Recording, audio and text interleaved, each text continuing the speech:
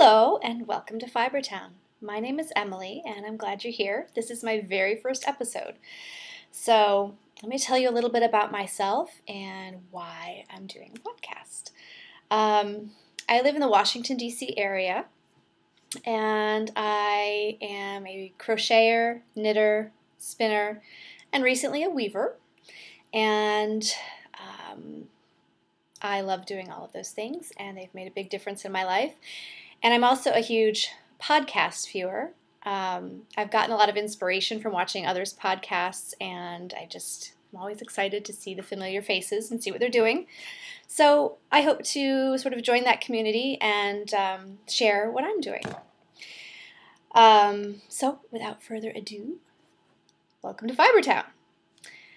I would like to start off by showing you some recent finished objects. And here's the first one. These are the octopus mitts, and I'm not going to remember the designer's name, Emily something, so we share a name. I think it's Emily. Here they are. There's the front and the palms. They are so much fun.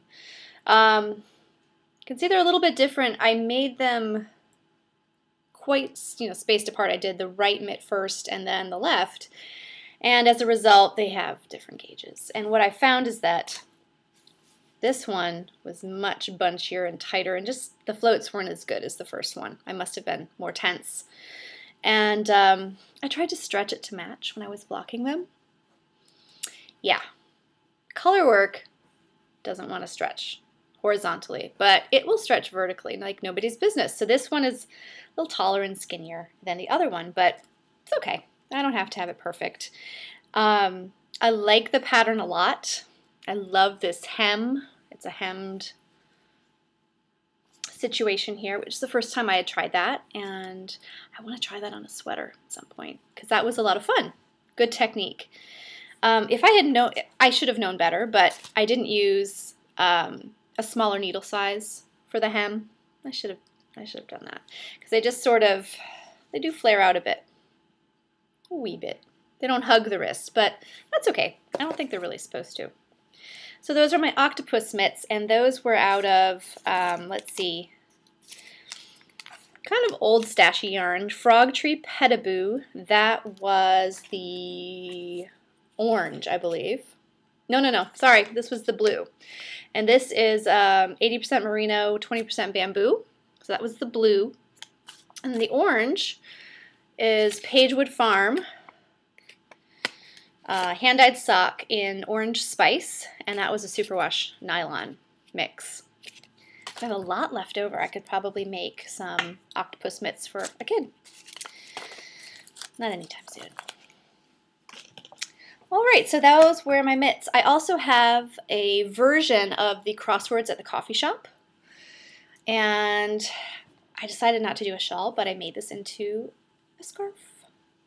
Let's see if I can show you and get a good color. There it is. This is in Madeline Tosh Vintage in the Flash Dance colorway, and I have two skeins. I want to make another one into a hat. So I went ahead and did a scarf version of this, and I really like how it came out. It was a gifted pattern to me on one of the Wrap Tuesdays after Carrie Knit Pearl Girl had passed away. And I love the pattern. It's beautiful. I did cast on then 4 garter rows and then 1 repeat of the lace. And then I think I did 5 garter rows before I bound off. So it's a short little scarf, but very cozy. And as I said, I'll show you the hat I'm hoping to make soon to match it. All right, so those are my most recent finished objects. I have a lot of whips right now. Let me show you what I have. All right. The very first one is a Liesl cardigan for my daughter. And she's 10, and I'm really hoping this is going to work because I'm winging it like usual. So this is Liesel for a 10-year-old, and I have everything done except the sleeves. Isn't it pretty? Again, purple. You're going to see a lot of purple on this podcast. So I have, hoping to finish it today because she wants short sleeves, but we'll see. It's nice and long, beautiful purple. And do you think I have enough left to finish? I don't know. This is Tess. Tess's yarn. Tess's designer yarn, sorry. Boop, boop, boop. There it is. Tess's designer yarn, Superwash Merino. Don't believe there's a colorway on here, but it is purple. Just purple. And the yardage is phenomenal. 550 yards. Hand-dyed in Maine. So squishy, so nice. And I love the way the sort of feather and fan feels. I made one of these for myself 2 or 3 years ago using Manos, and it's held up really well. And so I'm excited for that one to be finished. All right, WIP number 2. I am on a kick to finish all of the hose I have lying around, and here was one from last year. This is the Mitten for Me by Laura Linneman, who I'm sure you all know. And I'm using Brooklyn Tweed's Loft yarn this is Thistle, and this is green is called Sap. And I am about to finish up the thumb gusset, and I can't wait till it's done because then I'll have a matching pair.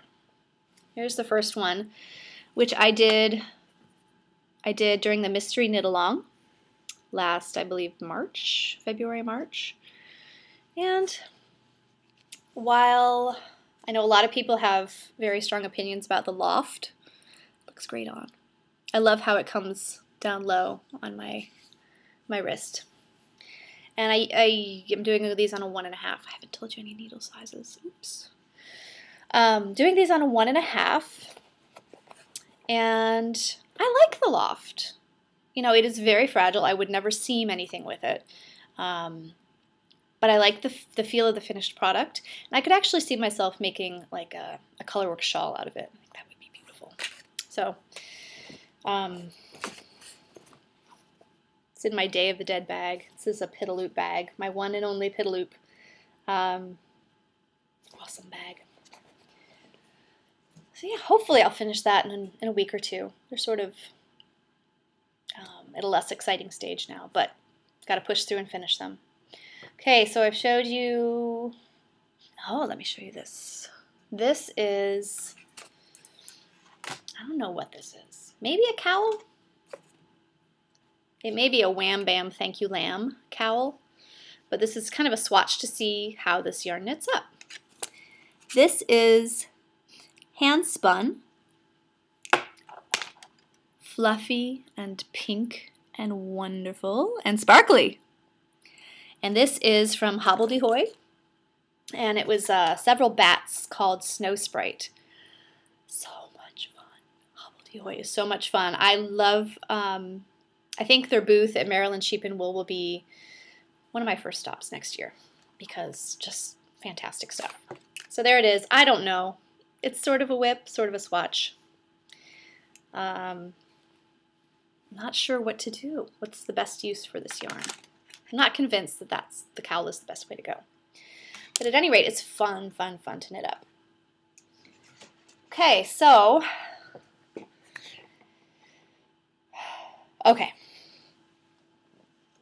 I have a hand spun sock on the needles. It's in my handmade bag. Isn't that cute? And I am using 1.5 Carbons needles. These are new to me. I got them on a sort of a fiber road trip with a friend, and we found them in a shop called Two Rivers Yarns in Brunswick, I think, Brunswick, Maryland. We went to the Mannings on that trip too. I'll have to talk about that another time. And this is the second sock in the pair, and I adore these needles. They are super strong. They're not going to warp or bend or break. And the pointiness factor is excellent. And I just flew through the first sock on those. So they're kind of on the back burner, car knitting sort of. Here's the first sock. I made a 3-ply sock yarn. 3-ply fingering. I am very proud of myself for that. This is out of Pigeon Roof Studios, Polworth, in the Verdigris colorway. This was so much fun to spin. Isn't it pretty? It doesn't, camera doesn't do it justice. Feels good, and I hope the Polworth holds up well. It's kind of, I think, a cross between a long wool and a merino. I think Lincoln long wool. So hopefully I made a nice tight twist. So hopefully it will hold up very well. Okie doke. So I've shown, oh, I do have one other. Oh, this was supposed to go in finished objects. Rookie podcaster mistake. This was my latest weaving project. And if you are sensitive to clown barf, I suggest you avert your eyes, because this was an experiment to see what would happen if I used the same rainbow yarn as the warp and the weft. And I just have a rigid heddle loom that somebody found in their basement and gave it to me. So this was out of Schaefer Yarns Laurel in the Sherry Lewis colorway. She was the lady with Lamb Chop the puppet. So very colorful. So she got the rainbow yarn named after her. I just heard that Schaefer Yarn has gone out of business. It's kind of a bummer, because they had a beautiful silk lace yarn that I was thinking about buying. Anyway, here it is.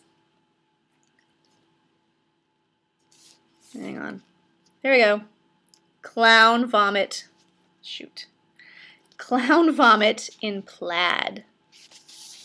Okay, and my iPad is not going to cooperate. There we go. I know you want to get a good look at this. I don't have the finished object because my mother took it. She likes it. So I said, you can have it. Okay, so that was a finished object. Do I have any more whips? Do you think I have enough whips? I think so. And that doesn't include my long-term whips. Well, let me tell you what I'm thinking of doing next. Let's see. I have had a request from my 5-year-old to make him a pig. He wants a pig. So I am making him a pig. I haven't cast on, obviously. I don't really want to make a pig. But he was just so cute when he asked. I've actually made this pig already. I made it with the wigs. I told him I would make him another pig, but I wouldn't make the wigs. It's a lot of fussy knitting. There's the pig. There's no better picture than this.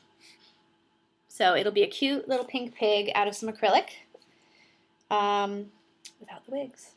So that is in my future. Also, oh, that purple hat. My other skein of Mad Tosh Vintage. I wanted to become the Lucy hat. There she is. I think that's cute. And I believe the pattern uses Mad Tosh Vintage. This is from Knit Scene, the winter issue. And the main part of the hat I'm going to do in purple. And I wish I had like a bright green Mad Tosh. But I think I'll end up just doing the band in a gray. A different, scrap yarn. All right, so that's the Lucy hat. Oh, I also want to do the wind sheaf, W-I-N-D-S chief. That's a Stephen West pattern. Sorry, don't have it to show you all. But that is sort of brewing up there too. And then I have a sweater in mind. It's this one, the burdock cardigan. There it is. I would probably lengthen this. I like my sweaters a little bit longer to hide the lady lumps down there. And I want to do that out of Malabrigo Rios in the Cocoa colorway, which is over there. I see it. I can't get to it without getting up. I'll show you another time. I love the texture of this. I saw this sweater at a trunk show at Fiber Space in Alexandria, Virginia, and it was gorgeous. And it has a hem as well, so I get to try that in a sweater. And the Malabrigo Rios is, you know, kettle dyed, so I've made one sweater with it before, and you really do have to alternate skeins, which is not, it just takes a little bit of the joy out of it for me. But I'm thinking with this, I'm going to take a risk. There's so much texture, I feel like it'll break up any colorway differences or dye differences. I'm going to try that. So, let's see, anything else to tell you about? Oh, that's it for up and coming. So let me tell you about my spinning. Yeah, I've gotten back to my wheel. I love to spin, but I think the lead up to the holidays, I was doing so much knitting that spinning sort of fell to the wayside. And here's what brought me back. I said, I haven't spun in a while. It's so much fun. You know, the best thing about spinning is the color. Usually. These were Hobbledehoy Batlings. There's the contents. And these, I wish I had a picture of them. They were like 1 ounce little balls. Maybe not even an ounce. No, they weren't even an ounce. Maybe 1/4 to a 1/2 ounce, and I think I had 9 of them. Teensy tiny, like this big, in different colors, and I got a package of them. I decided to spin them end to end as a single and then Navajo ply the whole thing. This gorgeousness is the result. Oh, it's just so much fun. I love that yellow. The green's hiding in there. We've got red, purple, blue. Let's see the other side here. Just loveliness. It's only about 45 yards. It doesn't want to be skeined again. Only about 45 yards, so I'm thinking maybe I'll make a colorimetry. And it's definitely a chunky weight, so love it. That's my tie there. Just niceness. So that has gotten me into spinning again. Yay. I'm kind of excited about Diane from Knittable's new spinning challenge. I don't know if she's calling it that. But basically, look at your stash and find 2 very diverse colorways, ply them together. So what I've chosen for that are these 2 things. Some Fractious Fibers, BFL Silk, and that was in the Chipotle colorway. And it's falling off the bobbin. I don't have a pretty bobbin. My bobbins are never pretty. I don't have a woolly winder.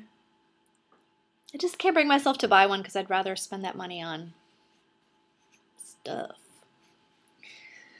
There it is. Chipotle. Got a little blue piece in there. All right, so that's one. And the other one is, oh, where is the thingy? Pardon me. The other one is a merino from Misty Mountain Farm in Amosville, Virginia, in Limeade. I went up the Misty Mountain about 1.5 years ago with my family. It was around the 4th of July, and we were in that neck of the woods, and I passed the sign for Amosville, and I was like, it's familiar somehow. And I was looking through a magazine while we were on our little holiday in the country, and I was like, I saw an ad for Misty Mountain. I was like, that's what's in Amosville. So on the way back, we called the ladies there and went up the mountain, and it is kind of a treacherous drive up the mountain, but they were so gracious. They let us look in their shop. The daughter was doing her dyeing right there, and dogs and miniature donkeys and a sheep and a barn full of fleeces and just loveliness. So I picked up some things there. And I said, that was a while ago, and I had heard that merino compacts over time, merino combed top especially. And yes, yes it does. So when I got that out to pair with the chipotle, here they go. They're not that diverse, but this is a totally different green than the greens in here. I had to run the braid of merino through my drum carder. So this is one little bat, and I have 4 of these. So the drum carding I had to fluff it and open it up a bit by hand, but the drum carding, just one pass through on the carder, was enough to make this really nice to spin with again. So I don't have to fight it, that felted kind of feeling of the merino. So yay, I'll start that today and see what happens. Lately what I'm doing is I start spinning worsted and then I just lose patience and I'm like, long draw, so fast. It might not be the best thing for my yarns to have 2 different spinning styles in there, but we'll see. See how they are when I knit with them. All right, so it's almost time to say goodbye, but I want to tell you what I'm wearing. This is a past finished object. Made it a long time ago. It's one of my first sweaters, I believe, and as you can see, it's crocheted. It's Plymouth Yarn Baby Alpaca DK, and when did I make this? Ooh, 2008. So it was the first year, it was before I started knitting actually. I started knitting in fall of 2008. And I was crocheting first. And it's about 15 degrees outside, so it's appropriate to wear an alpaca sweater, finally. Doesn't happen a lot around here. But I pulled it out, I opened my sweater drawer today and said, you're the one today. So, very cute. It's the top-down round yoke cardigan by Milobo, M-I-L-O-B-O. So, yeah, got a little cute little wood button on it. Nice and cozy. All right, so I'm going to say see you later. I hope you liked the first show. It was fun. Fun to talk to you guys. And I hope I'll see you next week in Fibertown. Bye.